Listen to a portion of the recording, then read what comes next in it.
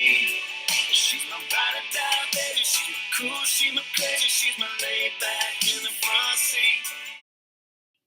Welcome to OT Tricks and Tips for Kids, where we're taking OT to the next level. My name is Katina Lottis.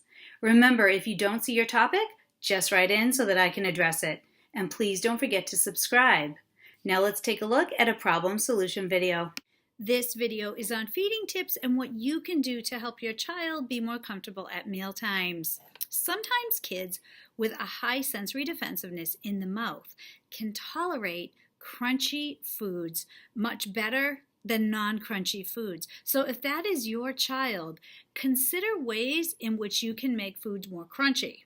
Maybe rather than regular breadcrumbs, try the panko breadcrumbs.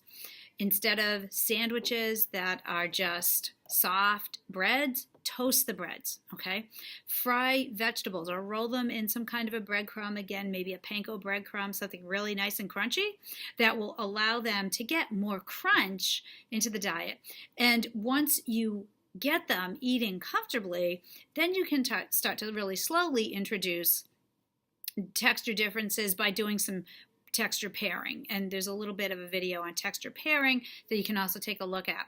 So oftentimes, for whatever reasons, the crunchy foods are much more tolerable for kids with sensory defensiveness. So experiment with this and give it a try. It's not a hard and fast rule, but it's just something that we see more in patterns. So see if that fits, and if it does, be real creative with how you can make foods extra crunchy so that way the eating experience is more enjoyable. Boots, likes to slow dance to some old school. She take a full moon